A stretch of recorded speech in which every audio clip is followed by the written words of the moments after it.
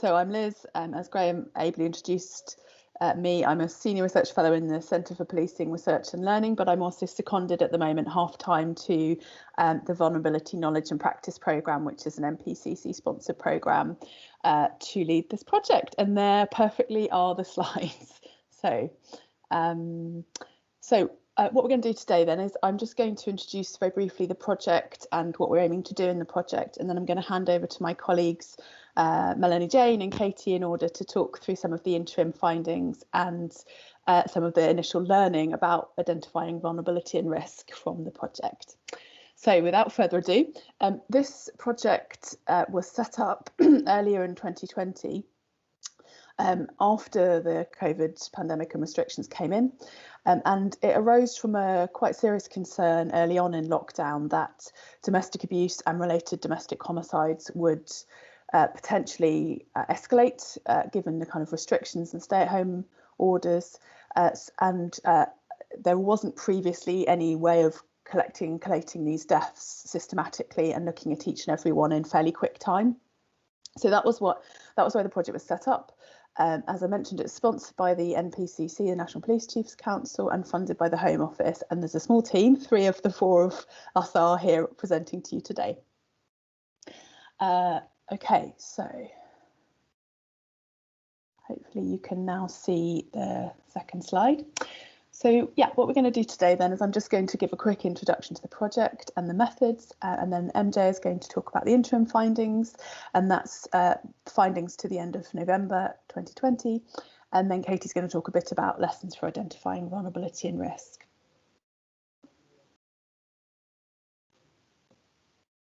So project overview and methods. So as I mentioned, the aims of the project were specifically to look at homicides and suicides in a domestic setting in England and Wales during COVID-19 and the lockdown. And we had 3 particular aims. Firstly, to understand the true scale and nature of domestic homicide and suicide deaths during the pandemic, and to compare those and contextualise them with previous years. Secondly, to look at the typologies of perpetrators and the characteristics of both victims and perpetrators, and to what extent perpetrators were already known to police. And thirdly, to pull out rapid learning for police from an examination of these deaths and try and say some things about how police could better identify, intervene, or manage risk to prevent such deaths. So we adopted a wide definition for this project, and it's wider than the standard statutory definition of domestic homicide. I've included it on this slide, but I just want to highlight really that in addition to domestic homicide, it also included, for the purposes of the project, deaths where a person had died by suicide or an unexplained death where there was a known history of domestic abuse. And we also included child deaths, so under 16s, under 18s, under 16s. So that is a wider definition than the statutory definition. So the methodology that we adopted, so this is in fact a new system. So police forces in England and Wales identify and submit relevant cases to the project, and we've asked them to do that within 7 days of the death where possible. Our team, that's us on the call, we analyse those cases quantitatively and qualitatively, and I've included on this slide just an overview of some of the things we capture in that submission form. So circumstances of death, characteristics of the victim and suspect and others in the household, and the history of abuse or vulnerability, risk factors, and whether or not there'd been prior police contact. We then, in the project, having analysed these cases, continue to provide regular reports to police, which summarises the learning from these cases for identification and prevention of homicides. And we've disseminated that learning and some bespoke briefings as well through police channels, sector briefings, and a stakeholder group. Just to note then, although we've collected all the deaths according to the definition that I outlined, we've analysed deaths in using a sort of typology, so looking at kind of subgroups of death, which I've outlined on this slide.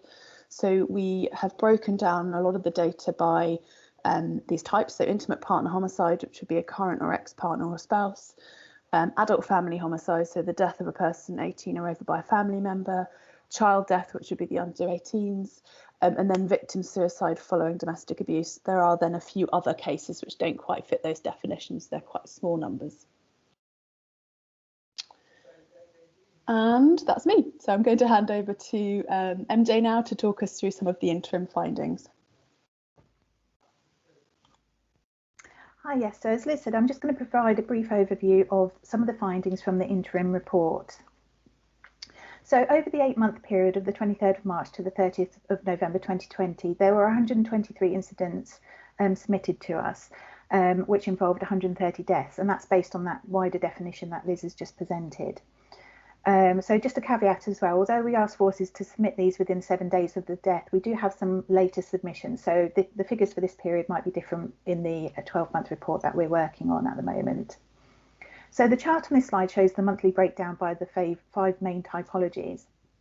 Overall, half of the deaths were classed as intimate partner homicides, so either by a current or ex-partner, and a further fifth were classed as victim suicides following domestic abuse. So this is the first time that we've been able to collect this information on the number of suicides following domestic abuse, and so we're unable to identify whether this is along expected lines. In addition, 13% of deaths were adults killed by other family members, so for example, parents, grandparents or siblings. And our project definition is wider and includes children, so it's wider than the DHRs. And during this period, there were 12% of deaths were child deaths. There's also a small proportion of deaths classed as other, and these were mainly where parties involved were cohabiting, but there wasn't necessarily a relationship between them. So looking at the monthly pattern on the chart shows an increase in numbers in June and July, and that was mainly due to increases in victim suicides and intimate partner homicides, and that's something that we look at in more depth in the 12-month report. So overall, the data covers a period of 37 weeks and averages out at around 3.5 deaths a week. Within this, the most common type, intimate partner homicides, averaged around 1.7 deaths per week. That's both male and female victims. The Office of National Statistics produces data on domestic abuse over the last few years, and that shows a weekly average of around 1.6 for intimate partner homicides. When looking at adult family homicides, they average 0.5 deaths a week in our data and 0.4 deaths a week in the ONS data. So far, we don't seem to have seen an overall rise in domestic homicides since lockdown when looking at these two typologies. And Liz will talk a bit later about the impact of COVID on domestic homicides. So the next couple of slides are just going to provide a brief overview of the victim and suspect characteristics. As mentioned, there were 130 victims during this period, and the vast majority of whom were female. However, this does vary by type of domestic homicide. So 85% of intimate partner homicides and also victim suicides were female. However, when looking at child deaths and adult family homicides, there's a more even split between the sexes, with 47% of child death victims and 59% of adult family homicide victims being male. The highest age groups of victims centred around 25 to 44 years old. However, there was a slight increase in the 65 and over age group. And although not shown on this graph, there is a slight difference by typology. For example, 80% of victim suicides were aged under 45, and 40% of adult family homicides were aged 55 and over. Where ethnicity was recorded, around 3/4 of victims were recorded as white, with the next highest ethnic groups being Asian, Asian British, and Black, African Caribbean, Black British, both with 10%. So in contrast with the victim characteristics, the majority of the 135 suspects were male. The only typology where this differed was with child deaths, which had a higher proportion of female suspects. The most common age groups for suspects were slightly lower at 25 to 44 years old. However, similar to victims, there was that increase in the 65 and over. In terms of ethnicity, it was similar to victims, with nearly 3/4 recorded as white, and then the next highest ethnicities were Black African Caribbean, Black British, and also Asian, Asian British.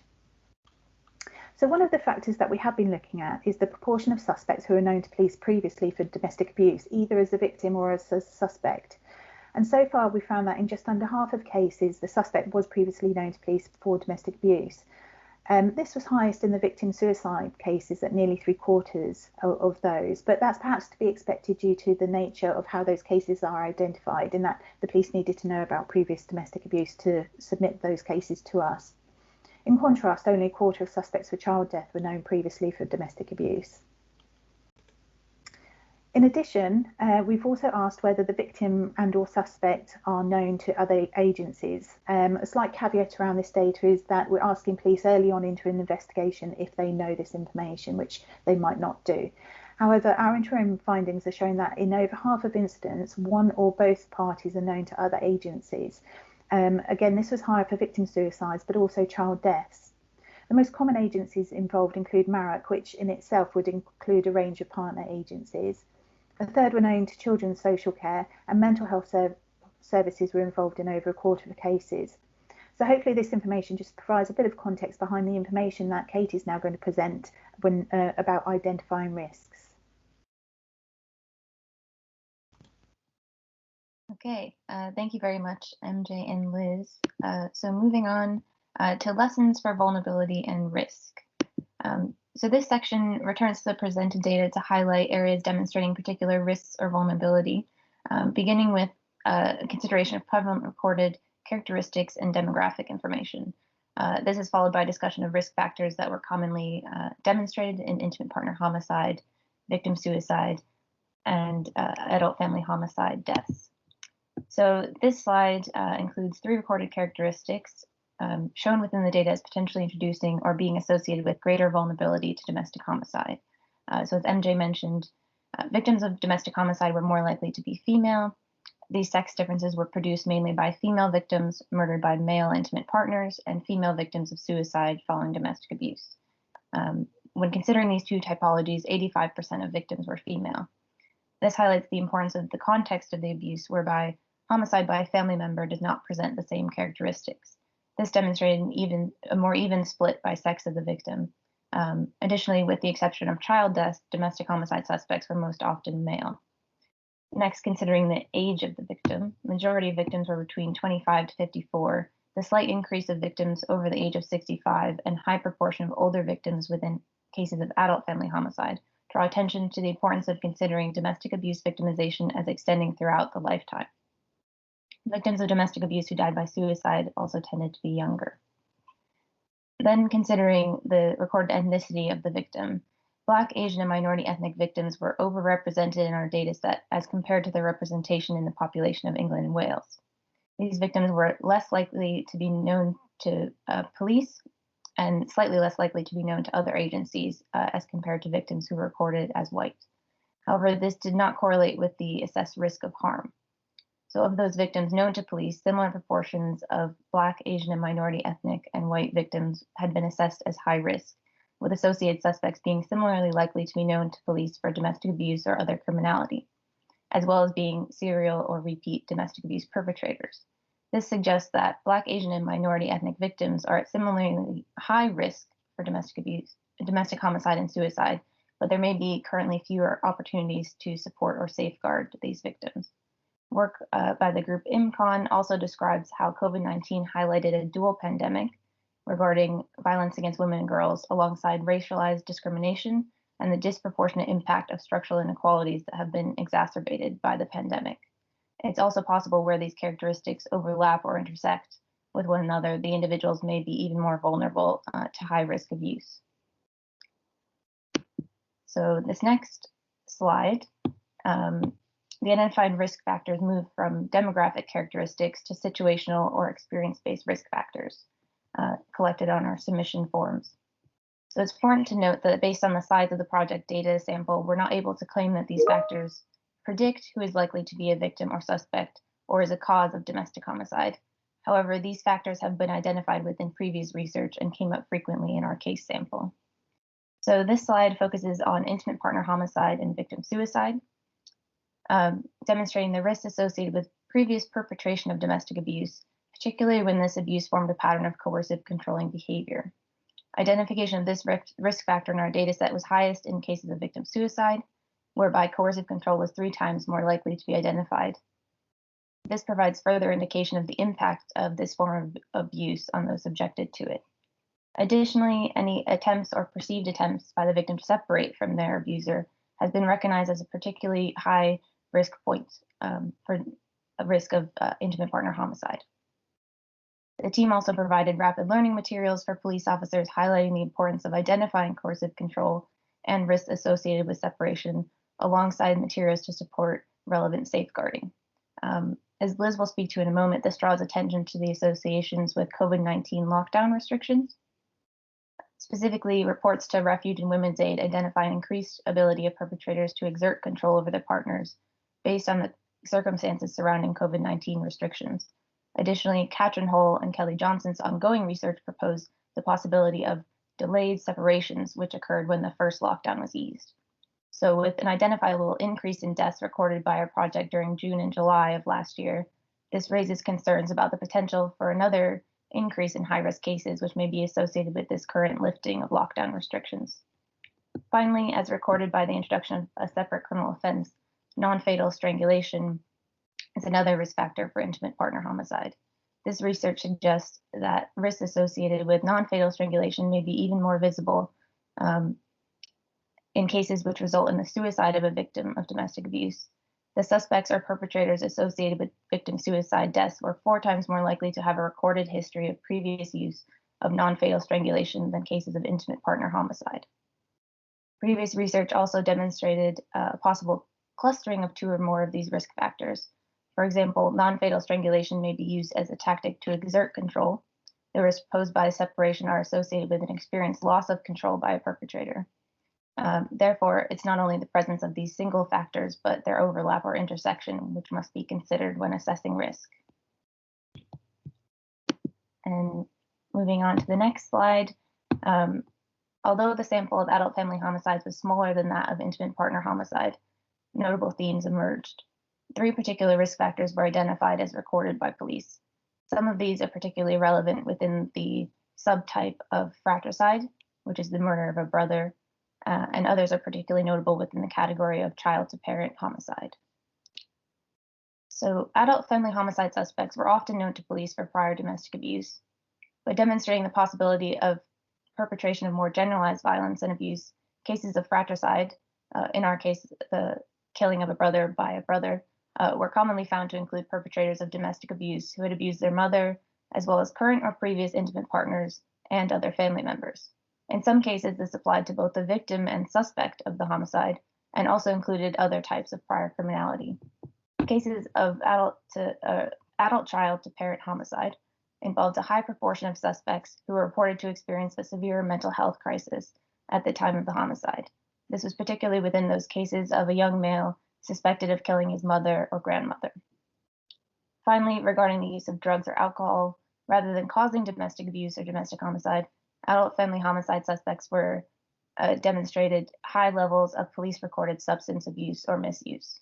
Qualitative analysis identifies this risk factor as particularly emerging within cases of fratricide. Where cases are known to other agencies but not to police, this raises the possibility of improved communication, coordination, or information sharing that could provide additional opportunities for support. Next, I will pass on back to Liz, who will close the session to discuss associated impacts related to the COVID-19 pandemic. Thanks, Katie. So just very briefly to finish with a kind of overview of the COVID impact. So I think, as we've mentioned, it's important to say from the numbers that where we have a previous comparative data set, we don't think that domestic homicides have obviously increased in the last year. And I think that's quite important to say, because initially this project came out of a concern that there was going to be, and indeed had been, a very substantial rise.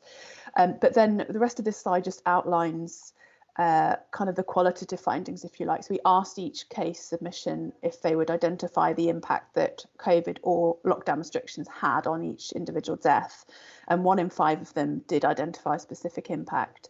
And I think it's really important to kind of acknowledge that the overall effect of COVID seems to have been an intensifier. So it hasn't caused or triggered deaths where there wasn't really previous known domestic abuse or kind of family conflict, but it has very much intensified those existing abuses and situational impacts.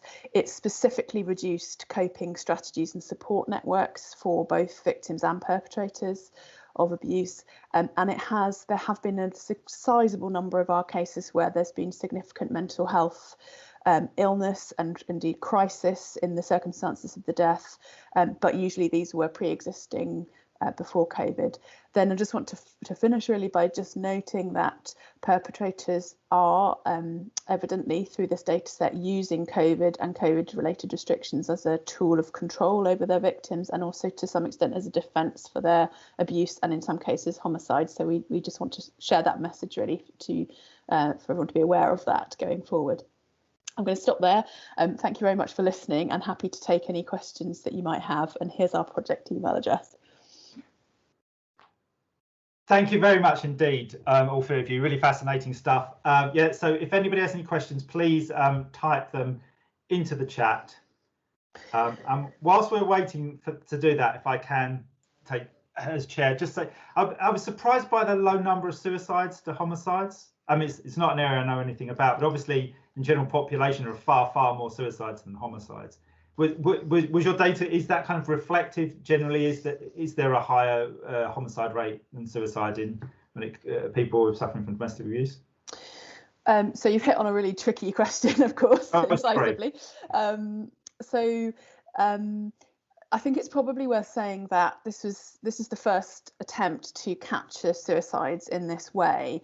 It's quite hard for us to contextualise that because we don't have a comparison, whereas for homicides or child deaths there are other statistics the ONS and the Home Office collect.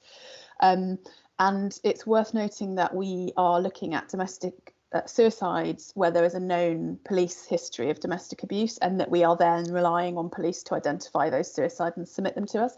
So I think we've been quite clear that we think kind of logically this will be an underreport of the number of relevant suicides. Yeah, even so, I think there are a substantial number in this data set, and that's kind of troubling in itself, but that's something we'd like to develop and kind of continue to sort of develop a comparative data set going forward. Yeah, no, it was incredibly interesting. I haven't quite thought of things in the way you were describing then. Yeah, I mean, I thought all of a sudden when you start talking about suicides, I wondered if that was going to like kind of swamp out the number of homicides. But I get that it has to be someone who was known to the police before. Yeah, it was really interesting stuff, particularly. You'd expect coercive control to be a huge risk factor, but for prior strangulation, non-fatal strangulation, that was psychologically almost counterintuitive. That was very interesting. Yeah, I think it's worth saying, Graham, that there's a bit of a romp through what is an awful lot of information that we have. But we're just in the process of writing up a report summarising all 12 months of data, and that will be hopefully published quite soon. So hopefully, if people are interested, they can kind of look at the elements that they're most interested in when that comes out. Okay, so we've a couple of points. Thanks. Rebecca's talking about the importance of domestic violence. Links to suicide in terms of loss and intervention, and I think that's Camilla. So your results demonstrate the number of homicides has not increased in comparison to last year. However, there's a belief in services that they have increased. I mean, that is certainly something you hear a lot, isn't it? That domestic violence has gone up because people during lockdowns, you would expect homicides to have gone up. So would you say the homicides in early lockdown have been sensationalised by the media to create that perception? Yeah, so I don't think that's right, but I do think you're right, Camille, to identify the fact that there's been this perception, and where that came from is there was a very high spike in about the first week or two of lockdown after 23rd of March last year, and that at the time was picked up on by campaigners and the Home Office and so on, and partly led to the generation of the setup of this project. We don't exactly know why there was a big spike. It would be interesting to look, but as we say, that hasn't then continued on throughout the rest of the year. So I think there was genuine fear and worry, quite understandably, that would be a pattern that would continue, but it hasn't. And in a sense, that's why the kind of findings of this project are quite important, to just sort of settle the balance a little bit in the media and put some more figures out there in the public to sort of share what's actually been happening in the last year. Yeah, no, but very interesting finding indeed. Thank you. So another question from Richard about whether there were any particular suspect behaviours that led to victim suicides. Interesting. Katie or MJ, do you have any thoughts on that one? Well, just that we saw sort of the high percentage of previous coercive controlling behavior, as well as some non-fatal strangulation as well, and sort of the overlap of the two. Because it's such a small sort of data set at the moment and we're still building it, we can't say exactly what that means, but it's definitely some risk factors to look out for. Yeah, and I think we did feel as well that the victim suicide cases were notably one where there'd been a lot of kind of violent and coercive control that had gone on for quite some time. So they weren't all necessarily in the same stage of the kind of abusive relationship. Some of them had left, some of them had criminal justice intervention, some of them didn't. So the circumstances individually were a little bit different, but there was definitely this quite strong history of violence and control, and some really quite nasty, obviously they're all nasty, but it's a really kind of unpleasant and quite known history in the background. I think it's worth saying as well that it's quite tricky to give our summary of the numbers of this project, because in a way it's reassuring that that spike in the first week wasn't then continued throughout the year. But we think it's also important to emphasise that this is quite a lot of deaths. We're actually still looking at quite a big number of deaths, homicides, suicide and unexplained deaths, and to some extent opportunities for people to have access to each other for abuse and homicide have been curtailed by the pandemic and the lockdown. So yeah, it's not necessarily a good picture, let's say. It's obviously still quite a sobering one. Okay, so one last question. Sorry, S. Bennett, I don't know what your first name is, who says, oh, that's an interesting point. Yeah, so if you've been coercive control, then you've got control of your partner during lockdown. So maybe you're not killing them. When lockdown finishes, what do you think might happen to the figures? Do you think that release could lead to an increase? Yeah, that's a really good point, Stephanie. I think that's one of the things we're starting to see, and hopefully comment on a bit in our 12-month report that we want to get out as soon as possible. But I think that's right. I think it's also why we felt it was important to look at the type of homicide within our bigger data set, because you probably could see that some partners who perhaps weren't together were ex-partners, maybe a little bit protected in this case. Others might, as you say, have been suffering some quite horrendous abuse, but the perpetrator, there's definitely evidence to say perpetrators feel that they're more in control. So COVID restrictions have given them control. So we definitely think there's concern really that as we come out of lockdown, there may be more attempts to separate. Perpetrators may feel they lose control, and that's definitely a risky point. Okay, great question. Yeah, a big thank you to Liz, Melanie-Jane and Katie. That was a really fantastic talk, very interesting stuff. Thanks again. And as Jackie's posted, it's now lunch. Lunch will run to 1:15. The conference then continues at 1:15 in the main room with a plenary session featuring Professor Jason Roach on the UK police wellbeing during COVID. So thanks again to our presenters, and I'll see everyone at 1:15. Enjoy your lunch.